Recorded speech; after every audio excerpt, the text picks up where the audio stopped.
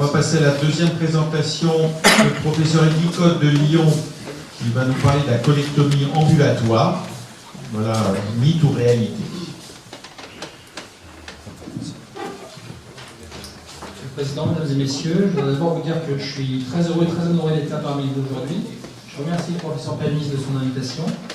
Et on va donc demander de vous parler de la colectomie ambulatoire. Alors en préambule, je voudrais juste vous rappeler qu'on a eu on peut dire qu'on a eu deux révolutions en chirurgie colorectale. La première, on vient d'en parler, c'est la laparoscopie, avec des études, comme l'a dit Léon Maggiori, qui montrent maintenant clairement l'intérêt, et notamment sur la diminution de la durée de séjour, qui est finalement ma question aujourd'hui, avec dans les études au moins 2 jours de gain par rapport à la laparotomie. Et puis on a assisté ces dernières années à une nouvelle révolution qui, à mon sens, est également relativement impressionnante, qui s'appelle la réhabilitation améliorée après chirurgie. Je pense que tout le monde maintenant en a entendu parler. Tout le monde en a entendu parler, mais c'est encore pas le développement en France n'est pas aussi important qu'on pourrait le souhaiter. C'est pourtant une pratique qui est un peu ancienne, puisque ça avait été développé par un Danois, Henrik Kellet, en 1995. Et l'idée, c'est de structurer l'organisation des soins, de créer un schéma clinique pour les patients, en impliquant tous les intervenants hospitaliers et extra-hospitaliers, en créant des protocoles périopératoires très structurés qui ont fait tomber nombre de dogmes chirurgicaux. Cette RAC a maintenant clairement démontré son efficacité. On a beaucoup d'études randomisées, de méta-analyses. Je vous en rapporte une ici qui démontre clairement une diminution de séjour, là encore, d'au moins 2 jours. Donc il n'y a pas non plus tellement de discussion sur le bénéfice de cette RAC. Alors RAC et chirurgie ambulatoire sont des concepts qui sont assez proches, mais qui ne sont pas tout à fait superposables. La chirurgie ambulatoire, elle, est maintenant bien codifiée. Elle s'adresse en théorie à des chirurgies qui sont peu morbides, avec des règles qui sont définies. Il faut un patient qui ait bien compris l'ensemble du processus. Il faut qu'il puisse être surveillé par son entourage au moins la première nuit. Qu'il soit à proximité d'un hôpital dans un rayon de 30 km. Et les indications sont réglementées. Pour ce qui nous concerne en chirurgie digestive et générale, c'est principalement la chirurgie hernière, la vésicule biliaire et la proctologie. En appliquant ces règles, eh bien, on assure finalement une sécurité relativement optimale pour le patient. Pour la colectomie et la chirurgie ambulatoire, je dirais que c'est techniquement faisable, et on verra d'ailleurs que ça a déjà été fait. Pourquoi on pense déjà que c'est techniquement faisable? Parce que lorsqu'on applique les programmes de RAC modernes, nos patients n'ont plus de perfusion dès le soir ou au pire le lendemain matin, sortent du bloc sans brin, sans sonde urinaire, n'ont finalement pas de soins à part du Lovenox et des antalgiques Péros. Et à partir de J1, c'est une simple surveillance. Et dans notre série à nous, et c'est je pense l'ensemble, tous les centres qui font de la réhabilitation depuis un certain temps, arrivent à avoir une sortie des patients après une colectomie aux alentours de J2, J3. Et dans notre expérience à nous, pour les colectomies de niveau 1, donc les patients sans comorbidité, on a 80% des patients qui arrivent à suivre le programme en 3 jours. Pour la colectomie en chirurgie ambulatoire, la question qu'il faut se poser, c'est est-ce qu'on va arriver à assurer la même sécurité pour les patients que pour une chirurgie de hernie ou une vésicule biliaire, sachant qu'il s'agit là d'une chirurgie qui est nettement plus morbide, avec dans la plupart des études 30 à 40% de morbidité globale, des taux de fistule anastomotique qui aux alentours de 3 à 5%, et des taux d'hémorragie aux alentours de 3%. Alors c'est surtout là les taux d'hémorragie essentiellement des hémorragies digestives, des rectorragies sur la ligne d'anastomose. La question du topo n'est donc finalement pas est-ce que c'est faisable, mais plutôt est-ce que c'est raisonnable de faire des colectomies en ambulatoire. La littérature est très pauvre, j'ai vraiment fouillé un petit peu de partout. On a des premières études qui datent de 2009, études anglaises, qui ont montré la faisabilité d'une colectomie avec un séjour de moins de 24 heures, avec donc une nuit de surveillance et qui n'est pas stricto sensu de l'ambulatoire. La première publication sur les colectomies en ambulatoire n'est pas celle que vous pensez, je pense, elle n'est pas française, elle est en fait anglaise, elle a été publiée en 2010, c'est une équipe de Bristol qui publiait sa série de colectomies single port, donc à trocar unique, avec dans leur série 2 patients qui ont eu une hospitalisation de moins de 12 heures. C'était une colectomie totale et une résection iléocécale. Les premières séries françaises, et notamment celle-ci, celle de Benoît Gignoux et Thomas Lance, qui était d'ailleurs venu en 2013 ici à l'Académie de chirurgie présenter leurs travaux. Une série de 5 patients opérés pour cancer du côlon ou pathologie bénigne. Pas de hospitalisation sur ces 5 patients. 2 complications mineures qui avaient été gérées en consultation sans difficulté. Il n'y a qu'une seule autre publication sur des colectomies en ambulatoire, elle est également française. C'est également une publication issue d'un centre privé du Havre, avec là 40 patients qui étaient prévus en ambulatoire, 39 qui ont pu sortir le soir de leur intervention. Et là encore, pas de hospitalisation et une seule complication, un abcès de paroi qui a été géré en consultation. On a donc la faisabilité là est clairement démontrée. Alors maintenant, quand on regarde la vraie vie, alors pour regarder la vraie vie, je demandais à nos équipes du département d'information médicale de regarder les données du PMSI. Données sur 2014, 2015, 2016. Eh bien, on voit qu'il y a eu 156 colectomies ambulatoires, donc 156 colectomies sans nuit d'hospitalisation sur ces 3 années, avec une croissance progressive d'année en année. 156 colectomies, donc une cinquantaine par an, sur plus de 40 000 colectomies réalisées par an, on voit déjà que c'est très anecdotique, c'est 0,1% des colectomies en France. Quand on regarde le taux de l'hospitalisation, il n'est pas de 0%, il est ici de 17%, avec 2% de réintervention, et bien heureusement, aucun décès post-opératoire, même si on entend des bruits de couloir où il y aurait eu en France 3 à 4 décès après colectomie en ambulatoire. Si ces décès ont eu lieu, ils n'ont pas eu lieu au cours de l'hospitalisation, sinon on les aurait dans les données du PMSI. Donc, information qui n'est pas vérifiable. Les colectomies en ambulatoire vont donc fatalement entraîner des complications et des réhospitalisations. Il est maintenant clairement admis qu'un délai de prise en charge de la complication aura un impact sur les suites et éventuellement sur la mortalité du patient. Donc la vraie question qu'il faut se poser n'est pas tellement la gestion hospitalière, mais plutôt ce qui va se passer à l'extérieur de l'hôpital. Est-ce que l'on peut assurer à domicile la même surveillance qui va être faite à l'hôpital? Et est-ce qu'à domicile, on aura la même réactivité face à une complication?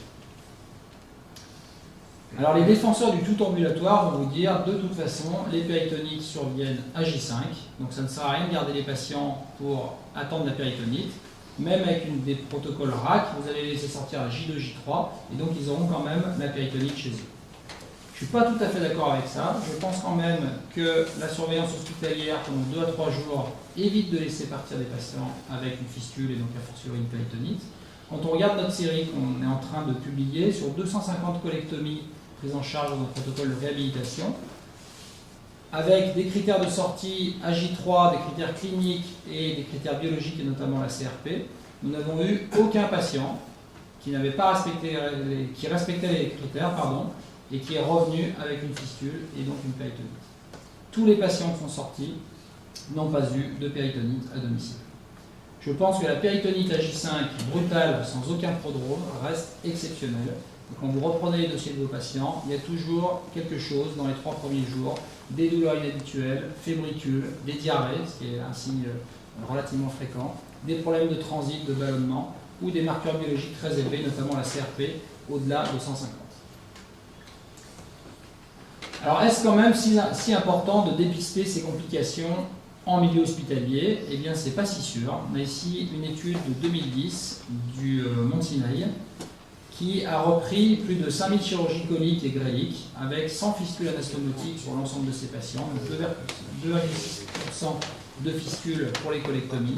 Et dans leur étude, ils ne retrouvent pas de différence de gravité, que le diagnostic soit fait en milieu hospitalier ou après la sortie du patient, avec des critères qui étaient le passage en soins intensifs, la durée moyenne de séjour, la mortalité ou le recours à une stomie. Ce qu'il ne faut pas, que ce soit pour une sortie précoce avec un protocole de réhabilitation ou pour la chirurgie ambulatoire, c'est un retard dans la prise en charge de la complication, qui peut être multifactoriel. Un patient qui ne va pas oser vous déranger, qui va rester 48 heures avec la fièvre, qu'on va voir arriver avec une péritonite alors qu'il aurait peut-être pu avoir un traitement un peu plus léger et médical au départ, des patients qui s'automédiquent, la prise en charge de la complication par le médecin traitant, qui veut bien faire et qui va par exemple mettre le patient sous antibiotiques, ce qui va bâtardir le tableau et retarder la prise en charge, des problèmes de surveillance par les infirmières à domicile, qui nécessairement doivent être impliqués si on fait sortir le patient en ambulatoire, ou alors une absence de surveillance de l'entourage. Je vous ai dit que la législation impose au patient qui est en ambulatoire une première nuit accompagnée. Là, il faut quand même se poser la question pour une colectomie, est-ce qu'il ne faut pas imposer la présence de quelqu'un de l'entourage pendant plus longtemps? Un patient qui va faire un choc septique à J2, J3 chez lui tout seul va potentiellement décéder s'il est tout seul à son domicile. Cela implique fatalement une organisation très structurée de la surveillance à domicile avec, je pense, des passages d'infirmières au moins deux fois par jour, des bilans biologiques comme il serait prescrit à l'hôpital, l'ANF et la CRP au minimum, et puis là encore un milieu favorable avec un patient qui est entouré. L'information préopératoire va être capitale du patient mais également du médecin traitant. C'est là où tout va se jouer sur l'information au patient des potentielles complications et de comment doit réagir le patient. Il vous faudra être disponible puisque vos patients vont avoir des tas de petits tracas les 2-3 premiers jours qui avant étaient gérés à l'hôpital et qui là vont se dérouler à domicile. Donc il faut peut-être mettre en place des hotlines si on veut sortir des patients très tôt. Et puis, on a tendance à réduire les lits parce qu'on fait de l'ambulatoire et de la réhabilitation. Il faut quand même penser que 17% des patients vont revenir à l'hôpital. Donc il faut aussi garder des lits en réserve pour ces patients qui vont devoir être hospitalisés. En conclusion, je dirais que la colectomie ambulatoire est évidemment une réalité, puisque ça a été fait. La faisabilité ne fait aucun doute. Cela reste toutefois très anecdotique, 0,1% des colectomies en France.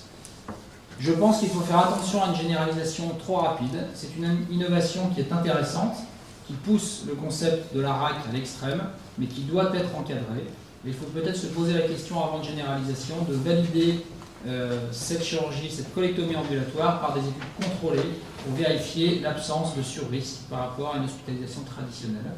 Et puis enfin, lorsqu'on regarde les durées moyennes de séjour pour les colectomies, pour les niveaux 1 en France, on est à 8 jours, niveau 2 à 12 jours. On a encore beaucoup de travail à faire avant de penser à la colectomie ambulatoire. Je pense que ce serait bien plus intéressant de pousser à la généralisation de la réhabilitation, qui est loin d'être faite en France. Il y en a par exemple en Rhône-Alpes, avec l'ARS et le soutien de Grasse, déployer la RAC dans des tas de centres qui ne l'avaient pas encore fait jusqu'à présent. Et je pense plutôt que c'est cette voie-là qu'il faut privilégier, plutôt un déploiement de la colectomie ambulatoire. Je vous remercie. Merci à vous pour cette belle présentation.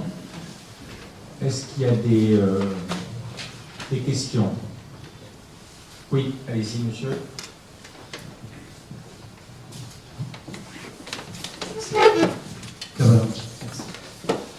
Pour les colectomies ambulatoires comme ça, est-ce que vous utilisez des antibiotiques et est-ce qu'il y a de drainage?